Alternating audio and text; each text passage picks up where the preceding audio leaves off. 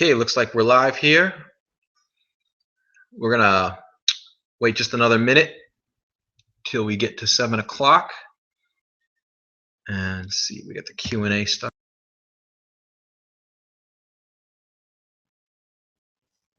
Great.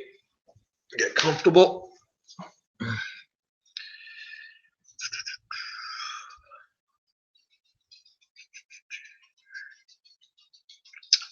Questions are starting to come in.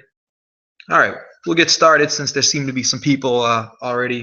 We've got a lot of folks already on the line. We've got questions coming in. Good evening. Welcome to another Q&A session. This is Mark Gomes, PTT Research, of course, coming at you again. Just to kick things off a little bit, I'm going to ask a rhetorical question, and that is, have you ever gotten nervous about a stock that you ended up selling and then only to watch it go up 2, 3, 4 times or more? Conversely, have you ever held on too long to a high flyer that only to see it collapse in value? If so, you understand why emotion is the enemy of the investor. And there are 2 types of emotions: good emotions and bad emotions, of course. The good emotions, like euphoria, will keep you riding a stock up much longer than you really should. And we had several situations like that back when we got out of the high max position. Once it tripled, a lot of customers said, hey man, I want to keep this high max. I think this is a big winner long term. It's like, okay, well, that's great, but the risk versus that reward has narrowed greatly, and we only want to have high reward for low risk, not this kind of balancing act somewhere in the middle. Eventually you get to 50-50, where you're better off just going to a casino and having a good time. Okay, euphoria will keep you in something longer than you ought to. Similarly, despair, okay, the opposite, the nemesis of euphoria, is equally powerful and equally evil for your returns. When a stock drops, when there's some news that may or may not be pertinent to the long-term health of the company that you're invested in, and the stock drops, you're going to feel despair, pain. And that pain is going to make you want to sell that stock, even though the right decision might be to stay in it or even buy more. Okay, this is completely normal and very human. It's built into our DNA. It was done so a long time ago. It's called fight or flight, and it's terrific for survival. It kept us alive. Dinosaur comes along, you run away. You feel despair, you feel fear, you run away. Right? Similarly, when you're having a good time, New Year's party, Christmas party, you're having a great time, you stick around. It's euphoria, right? Those are great emotions for life. They're terrible emotions for investing. Okay? So combating emotions in general are critical to becoming a great investor. You want to be like Mr. Spock. Everything has to be completely logical, completely researched, down to the 10th of the percent on every aspect of everything that goes into deciding whether or not to buy, sell, or hold a stock. And you have to keep in mind that each data point has a different weight to it. When I talk about glue and I say that the 2 major things for my thesis on glue are their monetization capabilities and their M&A capabilities, to me, that's almost the whole story. The work that went into determining that was extensive. It took hundreds of man-hours of work to figure out that glue's story comes down to monetization and acquisition. And that's changed slightly since the first report that I put out on glue, but not too much, not too much at all. Certain things have changed ever so slightly and actually in favor of glue's future. So once that's figured out, everything else is minor. I believe that those 2 factors I just described represent 80 to 90% of the value of glue. and the thesis on holding on to glue, which means that there's only 10 to 20% left over for any other aspects of the story. So Kim Kardashian goes up and down in the rankings. It's at most 10 to 20% of the story, and certainly not that much, because at the end of the day, Kim Kardashian is not going to be a notable part of their revenue stream 10 or 15 years from now. Do you remember what Electronic Arts' top game was 10 or 20 years ago? Or Activision's top game was 10 or 20 years ago? Of course not, because those games are long gone. But these companies continue to be great because of the one or two things that made those companies great and continue to make those companies great. And that is what investing is all about. If you want to be a trader and try to guess how the average investor is going to react to Kim Kardashian's game going up and down in the rankings, you're in the wrong place.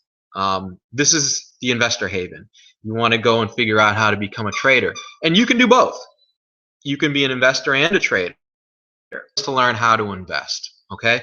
And as part of that, getting back to emotions, the way to combat emotions is twofold. Okay? One, you want to avoid anything that's going to put you in a situation where you might get emotional. The Yahoo chat boards is a perfect example of that. Yahoo chat boards are not frequented by professionals in general. Okay, when I go to the Yahoo chat boards, I want to see what the masses are saying, but I don't care what they're saying.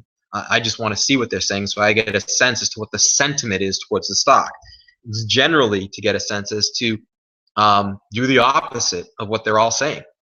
If a stock is getting crushed and the Yahoo chat participants are out there saying negative things and panicking out, see, I told you Kim Kardashian or Deer Hunter was going to roll down the charts. If that's the sentiment that's out there, and I know that the two things that are most important about the company have nothing to do with what's being discussed on the chat boards, then that gives me the impetus to go in and feel confident owning my position or buying more of that position.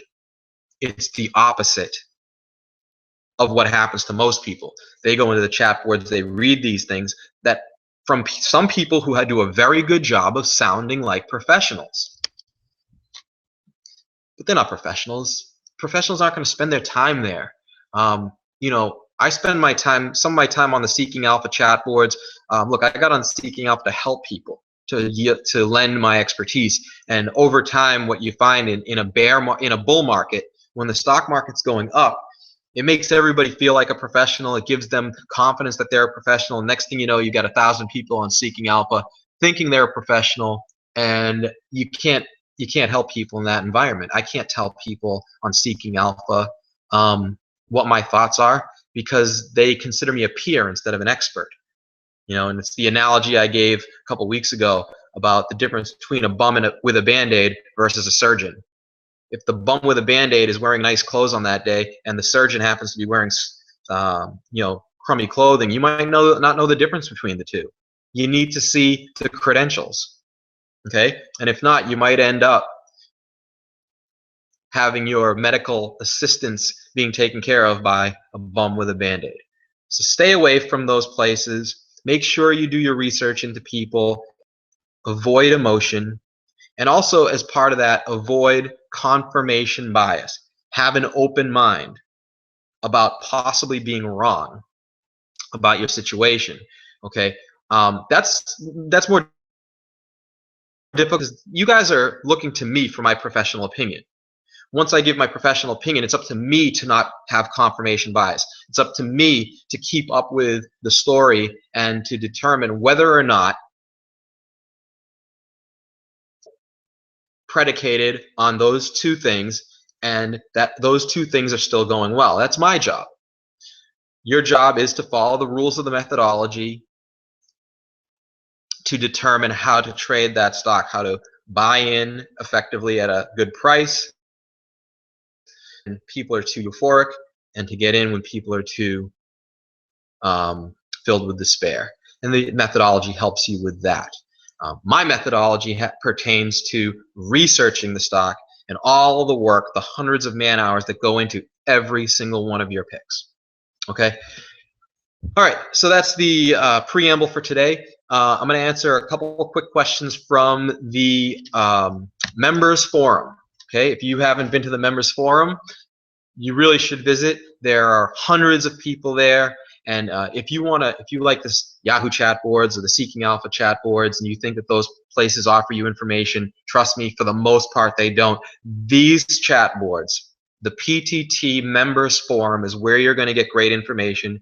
We monitor those forums to try to keep emotion out of the equation, to keep the methodology front and center, and make sure that the dialogue is conducive to you becoming a great investor and having a nice Mr. Spock-like perspective on what you should do with your investments. Okay, so from those members forums, there were a few questions. First one came from Steve.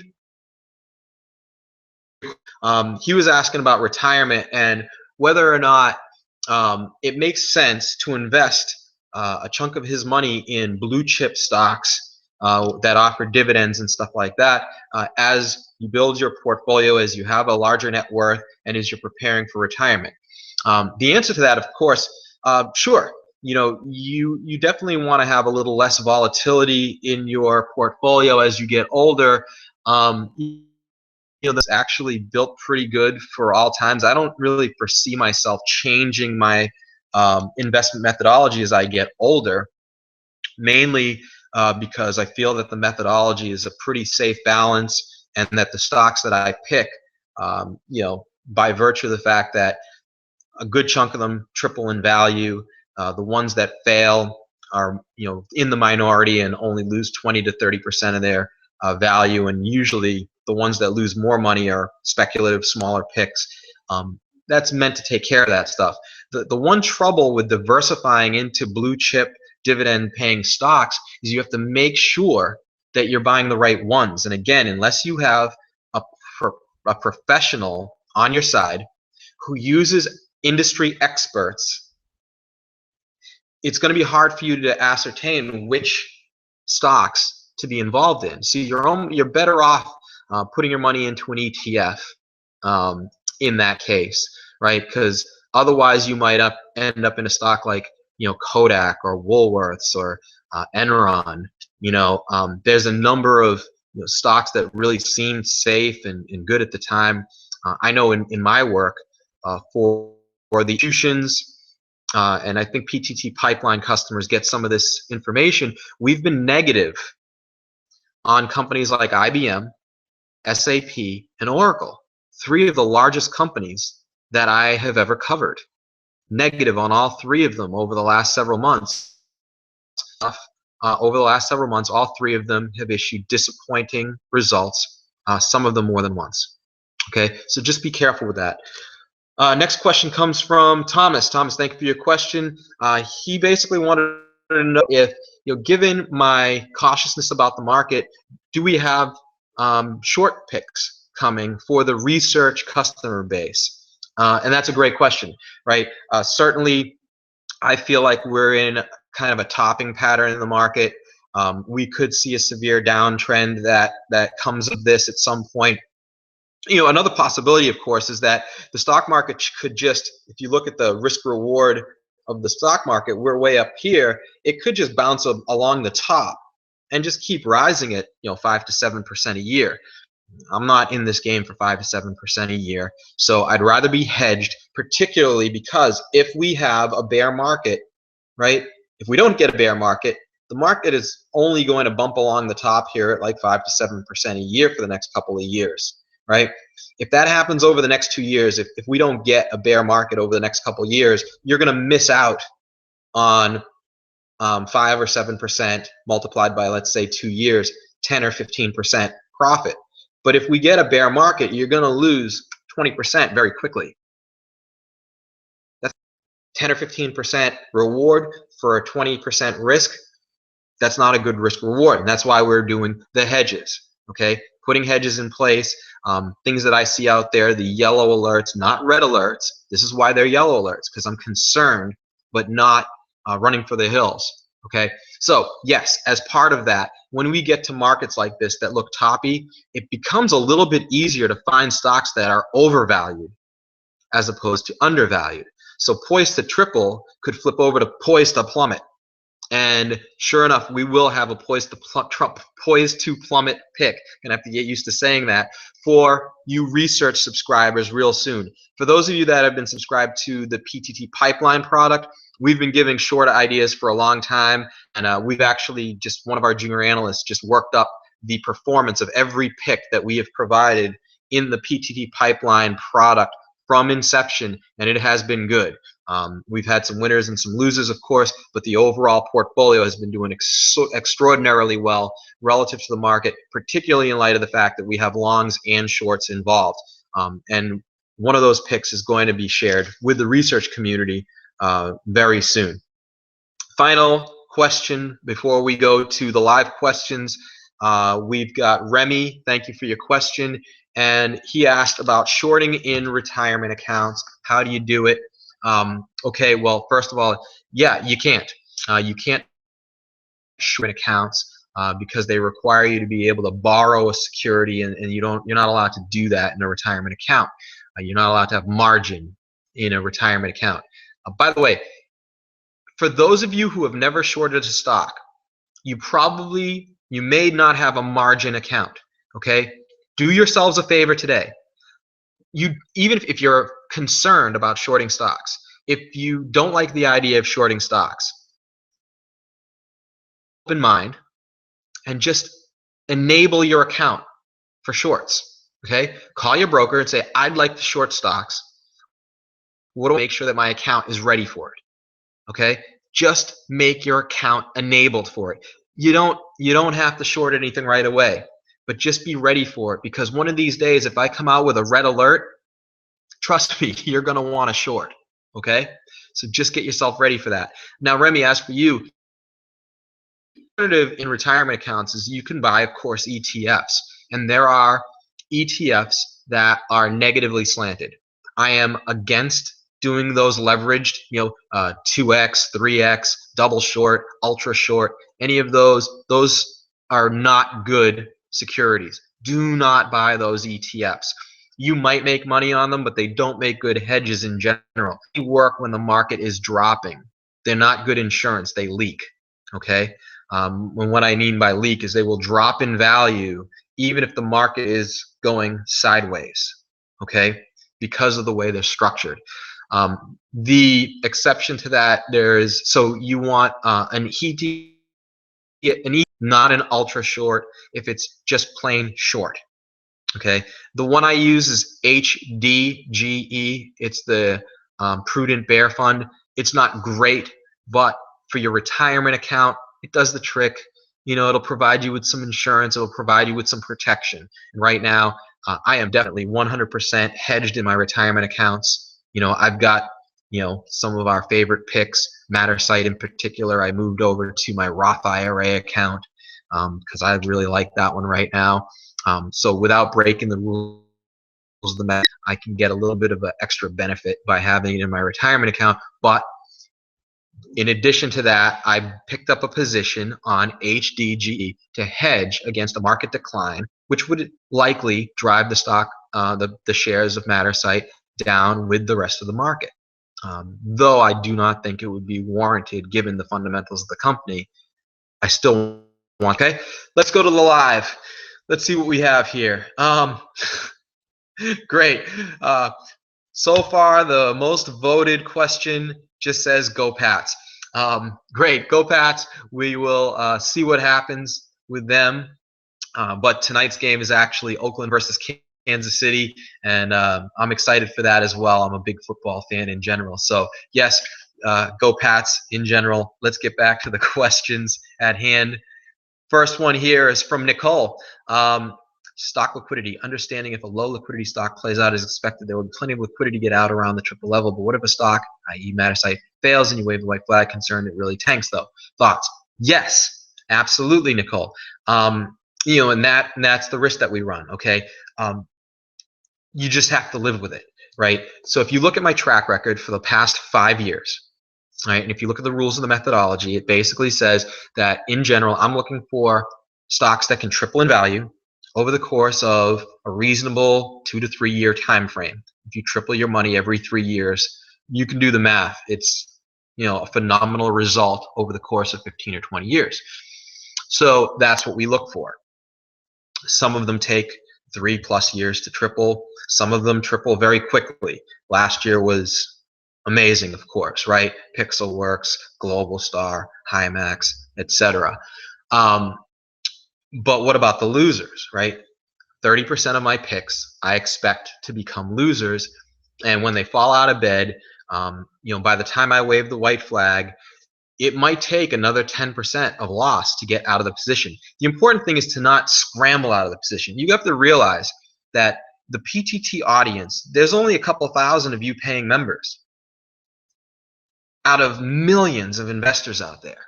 So if you don't panic, then you should be able to gradually move out of a stock, especially considering I don't time exits. I exit when it makes sense. Okay, if a stock goes down and it just so happens at the same time I determine that it's time to wave the white flag, I don't wave the white flag because the stock dropped. Okay, I wave the white flag because something's changed in the fundamentals that has shown my research to be wrong. Okay, and that can happen in the midst of the stock going up, or that can happen in the midst of the stock. So as long as you folks keep it quiet and just slowly inch your way out of those situations, there's not going to be a problem. Okay, it's when we have folks that go out on the chat board and say PTT says get out of this stock, and everybody panics out and the shorts get involved and everything can become a big mess. That's problematic, sure. But let's say a worst case scenario, if that's going to cost you 10% user and cost you 10% on a winner, then all of a sudden the losers will cost you 30 to 40%, and the winners will make you 190 to 200%. You won't get a triple, you'll get close to a triple. The numbers still work. Okay, and by the way, great observation with regard to the liquidity if everything plays out, because when I pick a stock, oftentimes they're not well known, and if they're not well known, there's not a lot of liquidity in the stock. There's not a lot of trading going on. Why? Because they're not well known stocks, right? By the time it's time to get out, if we're right, getting out is a breeze. Okay. In fact, the hardest thing about getting out is pulling the trigger.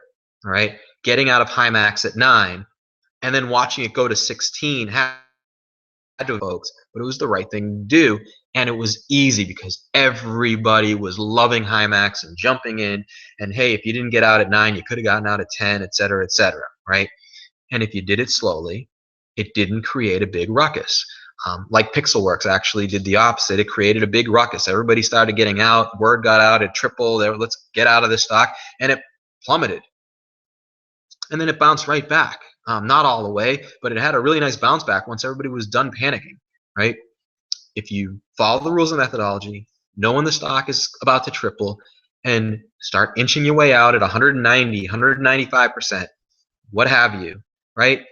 Nobody should have an issue. There should be plenty of liquidity for all. Okay.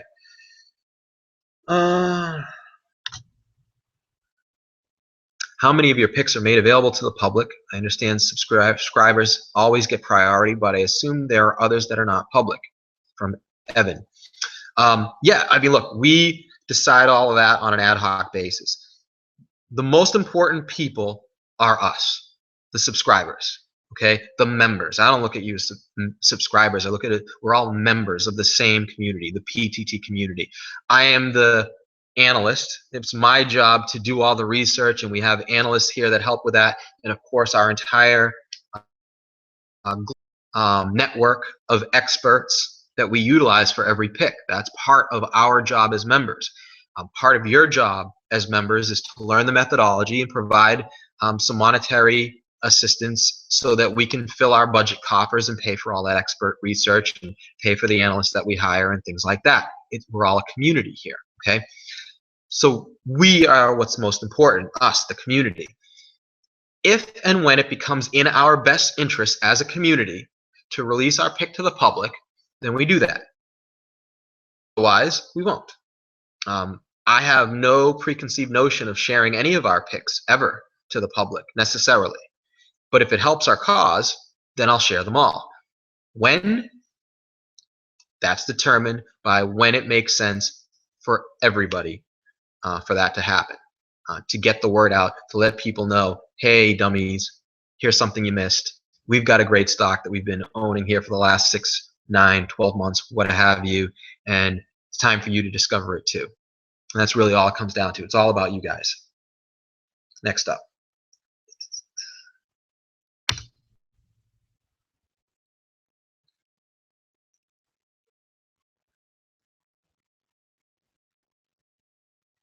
All right. So here's a good one here from Matt Demansky. Can you please post a sample $100,000 portfolio on a daily? I can get the hedging portion correct.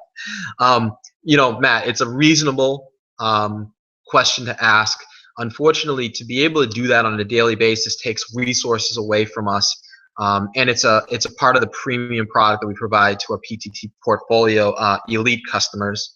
Okay, you know, you can just assume that if you look at your portfolio, and you don't have to be, this isn't rocket science. So this is the one thing that you should understand. You actually don't need a daily posting of the portfolio, right? All you need to do is follow the rules of the methodology, buying 10% of blue, 10% of QAD, 7% of jacks, et cetera, and then you know, when we have normal periods, you know, and you are part of this decision-making process. If you want to just let it ride, right?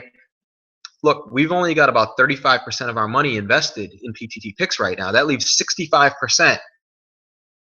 You can hedge your 35% longs with a 35% position on hedge positions and leave the rest in cash, or you can leave the rest in cash in total, or you can invest your cash in UUP, which is the a nice US dollar ETF. It's as simple as that. So if you go back to the videos that I provided a few weeks ago, I was providing nearly daily examples of how to manage the hedges, and that should teach you how to do. If that's not enough, if you want that added extra service, then the PTT Elite program is the way to do that.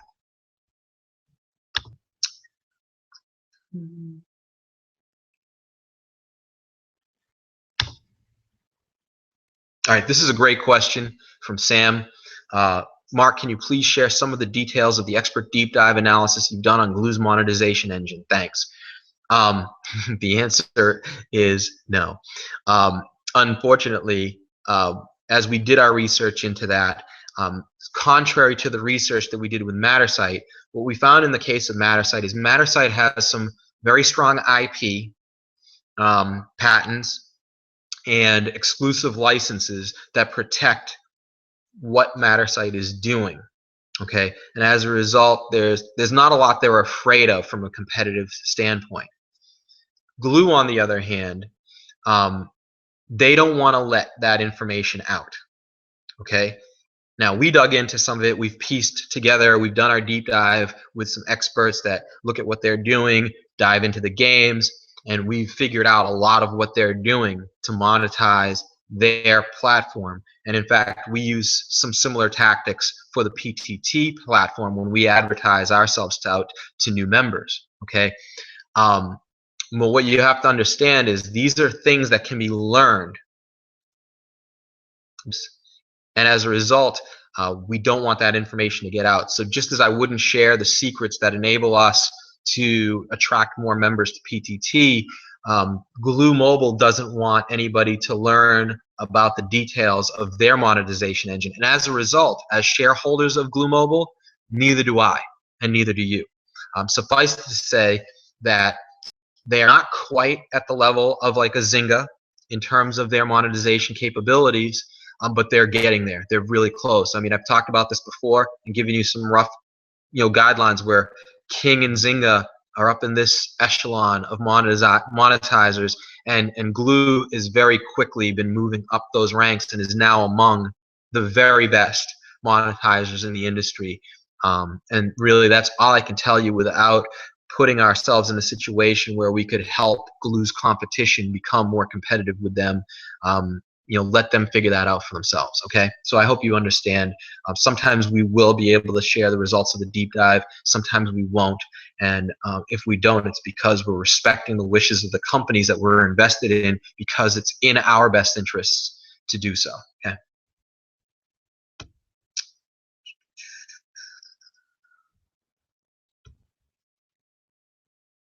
By the way, as these questions come in, I suspect that on your end there's a way to vote for questions that you see that you want in particular to be answered. So click a +1, I guess it is, on your question, and they will rise to the top. The questions with the most amount of votes will rise to the top, and I will answer those first because we will eventually run out of questions here and run out of time, and those questions will have to wait for next time.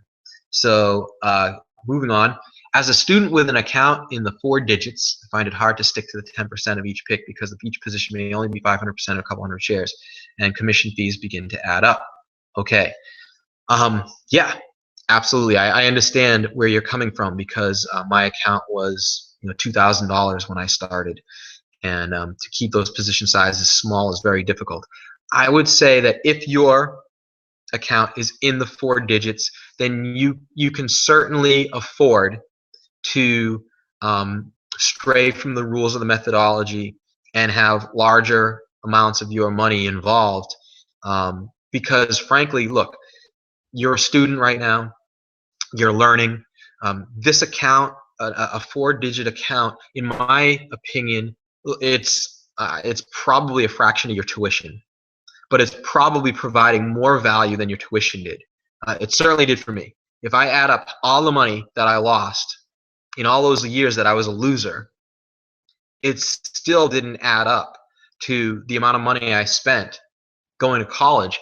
And I would definitely argue that the lessons I learned in terms of the impact it had on the rest of my life and learning how to not be a loser was more valuable than everything I learned in college.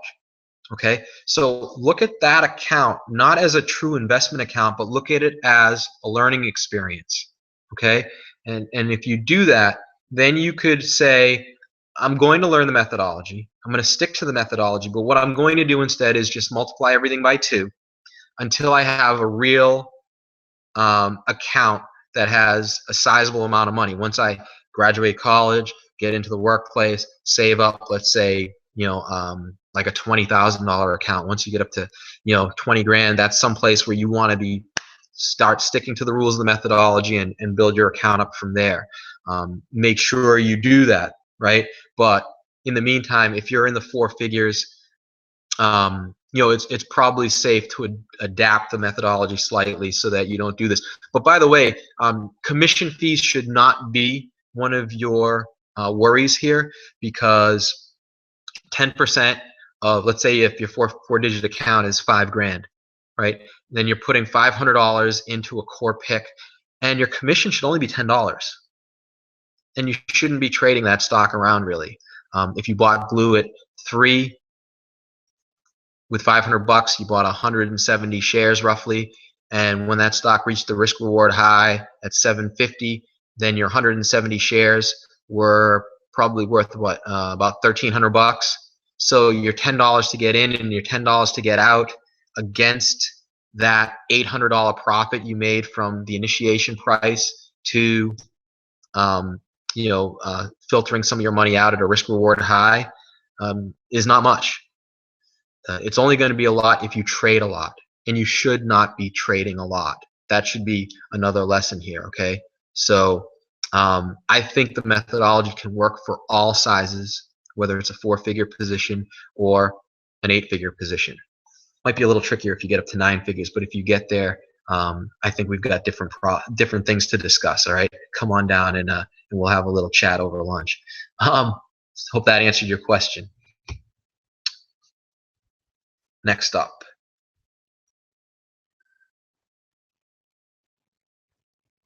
All right, I'm not going to put this next question up. It got +4, but it's talking about a stock that we don't cover, and I don't want to get into the habit of giving any credence to stocks that we're not covering on our live chats. So we're going to pass on that one, just so you folks know. No offense, but this is a Poised to Triple or a PTT forum. Okay. Okay, this is more relevant to some stuff that's happened in the past. Will there be an update on ecom, perhaps by the guest analyst we had covering it last time? They've had some good things going on, some progress, et cetera, et cetera. I provided an update on that, I believe, in the members forum not too long ago. So you can go there and see what my thoughts were there. Maybe one of the videos that we probably will not be providing any updates on that stock since the analyst that was covering them has decided to pursue other interests. Okay, and since he was the one cover the stock, we would start from scratch. I would do hundreds of hours of work on the stock to make it a PTT official pick. I do know the company. I do think it's a good company. You know, my personal opinion at the time was that it was a good company and deferred to the analyst to make a decision on valuation and all that, because frankly I would have to do 200 hours of work to check his work. It's, you know, you don't just look at somebody's work and say this is good work, go right ahead and endorse it. I like to do my own work. I like to do a couple hundred hours of research and talk to experts and dig into something. I simply don't see ecom as a stock that is poised to triple, and so I don't. That I want to put those hundreds of hours of work in for something that may be worth, you know, going up 30 or 40%. Okay. What I will tell you is this: I do believe they're a good company, but that the stock price is fair in terms of risk and reward. I think you could get, you know, a few bucks up. I think you get a few bucks down. You know, and I personally don't feel that that's a good investment. You know, it's a good company, but to me, a good investment is one that provides us with tons of reward for very little risk. And this one provides a good balance of risk and reward. Okay, a nice solid stock. If you love it, you know, and you want to, that's up to you. Myself, I'd rather focus on companies with much higher reward for much less risk.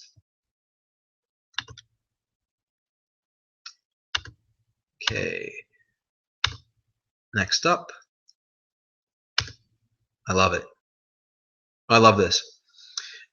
Granting options for high-ranking officials seems like a scam. How come nothing seems performance-based anymore? Am I missing something for the example of glue? All right, so Jaswinder, hopefully I'm pronouncing your name right.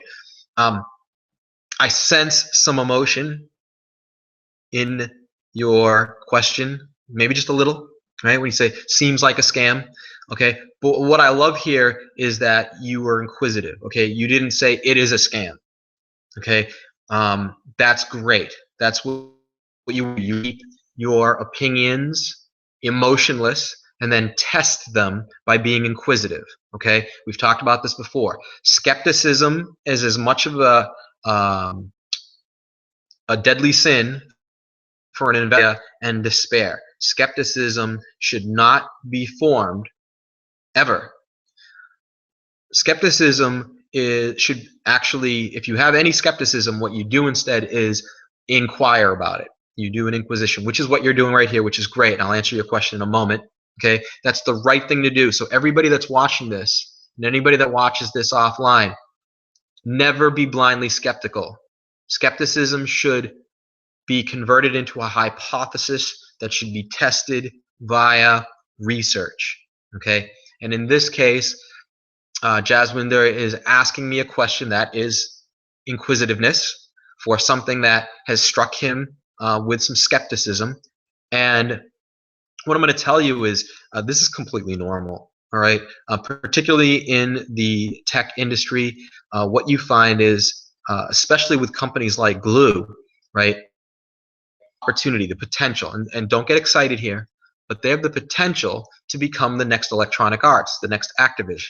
Okay, when you look at the number of consoles that exist in the world right now, to which Activision and Electronic Arts sells their games, right?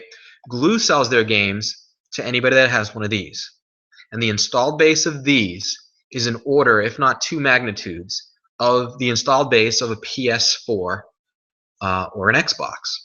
Okay, so the opportunity for Glue to reach people, as we saw with the Kim K game, is tremendous. Okay, they can make as much profit as an Electronic Arts or an Activision. They're just at a smaller stage of their growth cycle right now. And if you look at King Digital, perfect example, they did $1.5 billion on that one little silly game, silly addictive game. Okay, it didn't cost them anywhere near as much as a Call of Duty or a Halo or something like that to make, and they still pulled them $1.5 billion. Okay, these are the companies, Zynga, Glue, King, that are going after the new smartphone-based market for mobile games. Now, what does that mean for granting options? Well, you want to have the best management team to go after that opportunity. If Glue is going to go from a $300 million market cap to a $20 billion market cap, like Activision and Electronic Arts has approached in their history, you need to have a great management team. In order to do that, you need to incentivize them properly. And some of those big companies, if you look at the management compensation structure for those companies, these guys are making $1 million stock options also. It's just part of the compensation that you have to give these management teams. Do I love it?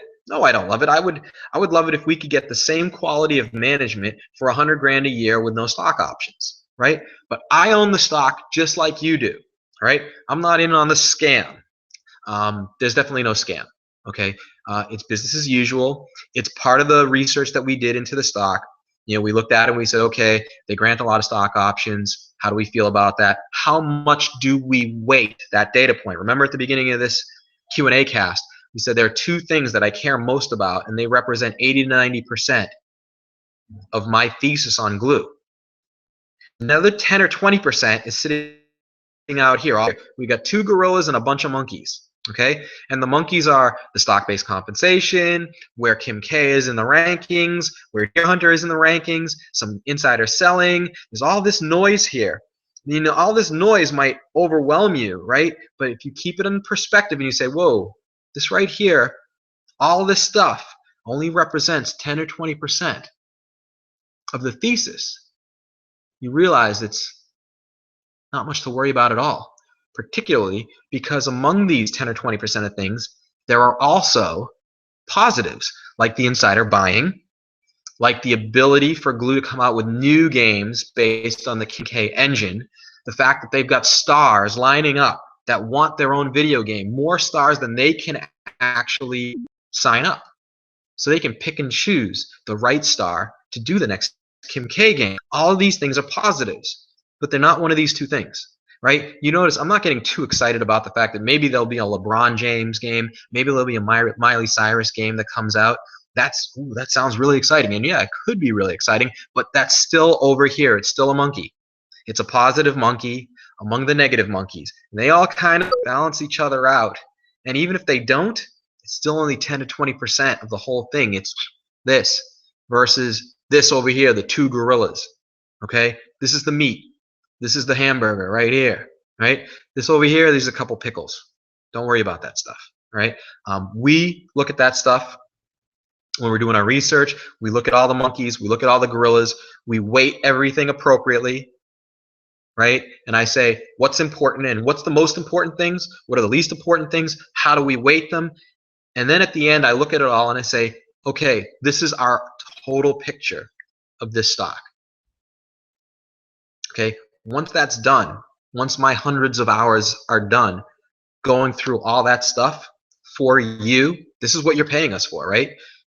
You pay your annual fee and you don't have to do any of this stuff because we do it for you. You can bet that the stock-based compensation question that I see here is one of the monkeys because it hasn't been mentioned. If I had a problem with it, I would have taken it up with management a long time ago. I've been actually following Glue for over 5 years. 5 years. And it's only in the last 1 year that I picked it for our official portfolio. Why? It wasn't ready until then. I didn't like what I was seeing until then. All the factors that I had weighted didn't add up to something that was worthy of your investment. Now it is. And your job is just to trust that I've done my work, that my 25 years of experience in the industry, the 20 years that I've spent covering the video game market and technology in general, is working for you. Okay, so don't worry about that. Next.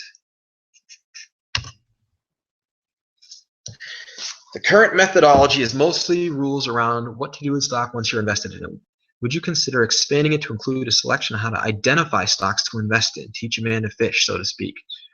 Samuel, that's a great question. I think that will happen. Right now, what we're doing is locking down that methodology. There's a few other things we want to add to it. We want to have that section on the deadly sins, the emotional aspect of investing. I think that's probably the next most important thing to add to the methodology, because I would say that the number one thing that is keeping people from following the methodology to a T is that emotional aspect. And for anybody that bought glue when we picked it at $3.14 and still held it when it hit that risk reward high around $7.50, the question is why? And there may have been like maybe three main answers to that. One, I didn't know it had hit a risk reward high, in which case the answer is, well, you got to watch these things. That's part of the methodology. It's your job to keep an eye on the stock, and we do from time to time provide these risk reward charts. They don't change markedly over time, so you could have known even if it was at 7 or 680, you could have said to yourself, look, this thing's moved up quite a bit. I think it's near the risk reward high. So okay, that's one. Two, I thought Kim K was going to report this monster quarter, and actually they did. Right? It was an amazing quarter, and that was the reason I held on to the stock. I broke the rules of the methodology, and I paid hedges in place. I followed the rules sort of, but I could have been more aggressive about it and saved myself a lot more of the profits that I could have locked in on more of the profits at the time, and that was one of the other reasons, right? And so I think it's best if we get a hold of those emotions, right? Learning the rules of the methodology, following the rules of methodology, and not getting hurt by the emotions that will drive us to say, oh, this is an exception. I don't need to follow the rules this time because this time is different. It rarely is. And that glue example was a stunning example of that. Glue is now more than double. They have doubled their revenues in the 1 year since I picked it. And at the time, if you looked at the earnings estimates at the time, Wall Street was expecting glue to only grow 15% this year. I think that was the number, 15%. And they grew 100. If I told you that a company being covered by Wall Street with buy ratings, $6 price targets, and an 15% growth was actually going to grow 100%, and that the stock wouldn't hit those price targets, you wouldn't believe it. But that's the crazy world of Wall Street. And this is what we have to get used to. We have to accept that this is what it's like when you live in a world where 99% of the participants aren't qualified to be participants. Okay, so important. So that's what we're going to do first, right? And then we'll start helping you with this stuff, because there is nothing I would love more than to have thousands of you folks out there helping us find new picks to triple. So the time will come. Sam, great question. Thank you very much. Next question comes from Evan, has 3 pluses. We've had a question from Evan already, but this one had a bunch of pluses. How do you apply your methodology and value a company that is not generating any revenue yet? Quite simply, that's what all the research is for. We go to experts. Okay, we look at the product that they're offering, what they're building, what it's addressing, and there's an addressable market. It's very much like doing the work of a venture capitalist. Okay, how do the VCs know Facebook and Twitter and Uber, right? They do a market assessment. They go to experts. They see what is out there in the marketplace, what the need is, how big the need is, what the competition is. You do a SWOT analysis, the strengths, weaknesses, opportunities, and threats. There's all sorts of things that go into this equation, and then you start to make some assumptions around what sort of revenue a solution might be able to garner. It has nothing to do with companies that aren't generating revenue yet. most of the picks that I provide are nowhere near the revenue level that I expect them to be in the future based on our research. Mobile, they were at 100 million in revenue, and I said this is a company that could be $1 billion in revenue someday. Okay, they're not going to get there tomorrow. You know, I didn't even expect them to double in a year, right? They double their revenue, they're still only at 200 million. It's still a far cry from $1 billion. How do we assess their ability to get to $1 billion? Well, we look at the market, right? They're the mobile gaming market, how big, what the size of that market is, what their current market share is, what the market share is of everybody else in that market. We look at traditional metrics in terms of if you look at the past, when a video game market consolidates, how much of the market goes to the leaders, who do we expect to be the leaders, the Kings, the Zyngas, the Glues, and what kind of market share do they end up with in the future, and how big is the market in the future? Right now, the mobile video game market's growing by about 30% a year. So, the market share, and they are gaining market share of a market that is growing in size. At some point in the future, they will have X percent of an X sized, of a Y sized market, and X times Y will be the potential. And at that point, we can start drawing conclusions around the operating margins. What will their gross profits be? How much SG&A will they be spending? How much will they be putting into marketing and R&D and things of that nature? Understand that a company that like Glue that had no profits a year ago at 100 million, it was intentional because they knew to play with the big boys, they had to spend big boy money, and the price to get in may have been, let's say, 100 million. And that, so you needed to have over 100 million in revenue to go against those 100 million of expenses to get you to even break even. And to them, that's okay, because they say to themselves, if we spend that 100 million each year, for every additional revenue dollar that we get after that, we're not going to have to spend dollar for dollar anymore. We're not going to be unprofitable anymore.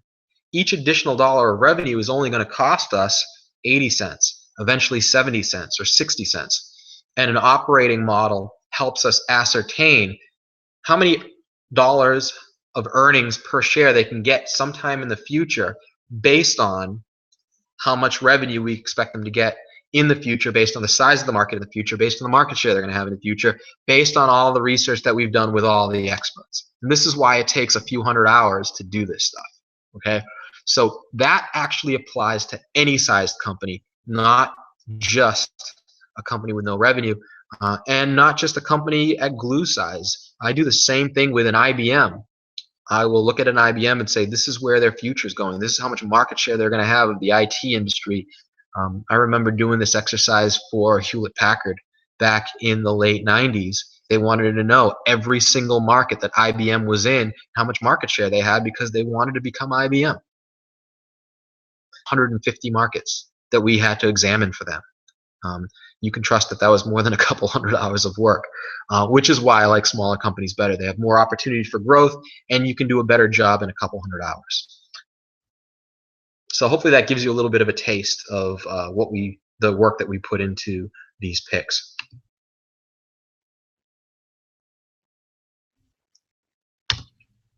Next question comes from Michael. How vested is Glue in the market where mobile games are the hottest?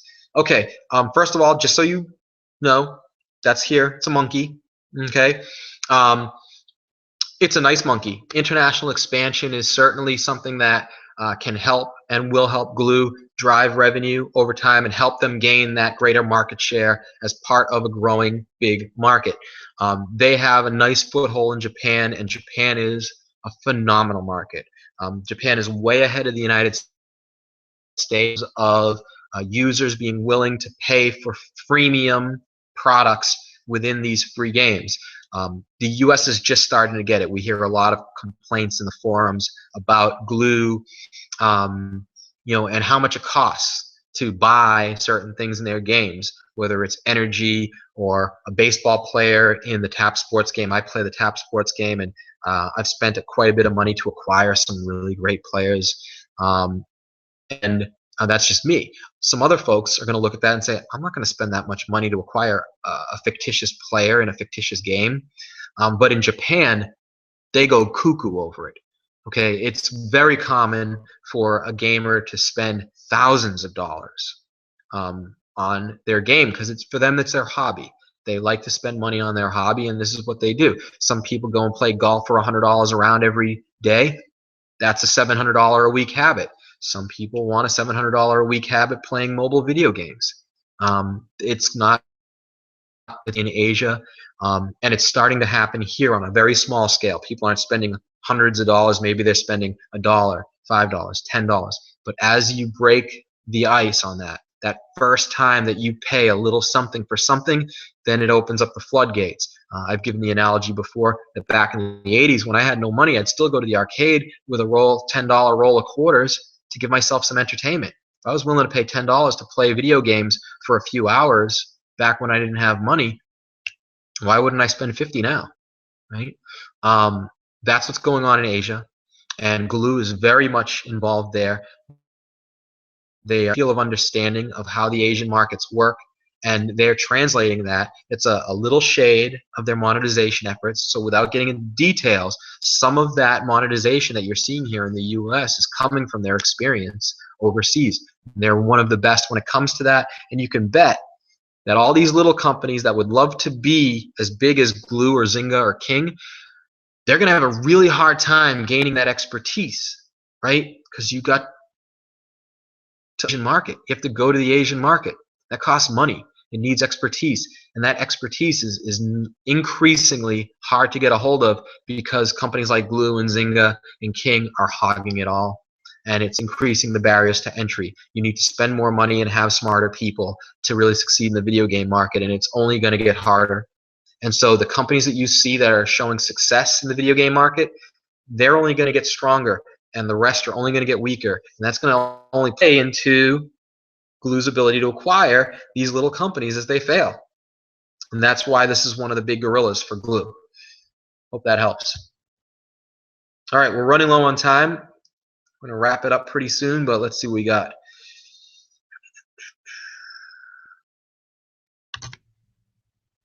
Love this question. College student, noticed many of my picks have high operating leverage with emerging superior technology. Can you explain how I can better research how leveraged a company like Glue is?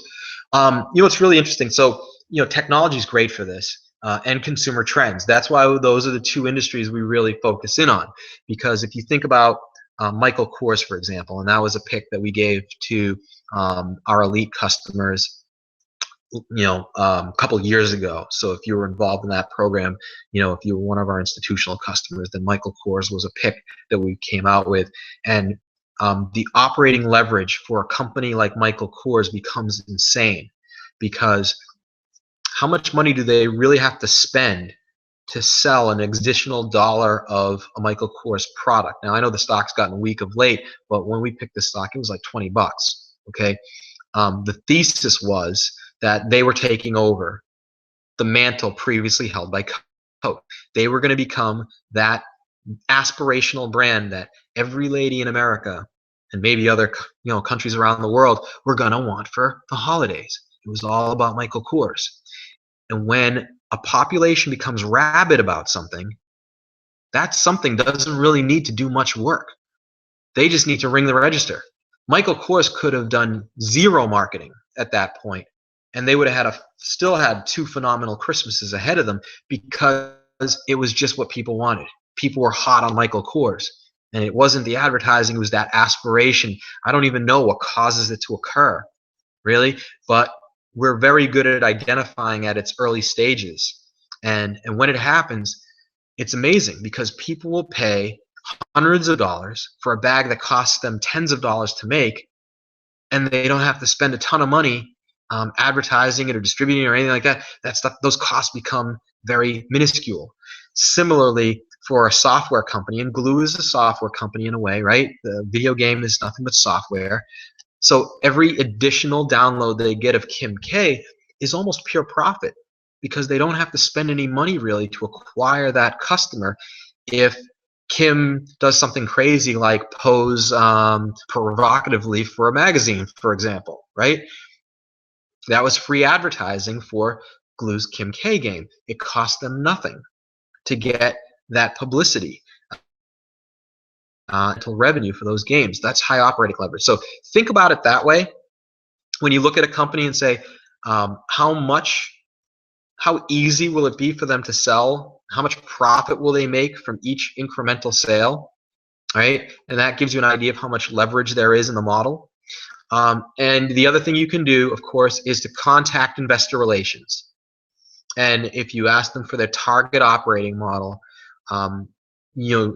for many of you, this might go over your heads, but a target operating model with an idea of how fast money drops to the bottom line. And quite simply, actually, if you want to test this with existing companies, take a look at the increase in revenue and take a look at the increase in operating profits from year to year to year. And what you'll see is how much of the incremental revenue drops to the bottom line. Right? So for Glue, you can say last year they did 100 million in revenue and had 0 in profits. I'm just throwing these numbers out there. This year they had 200 million in revenue and they had this much profit. You'll see how many pennies of each dollar, of each incremental dollar revenue is dropping to the bottom line, and that'll give you a sense as to what's going to happen in the future. And it's powerful.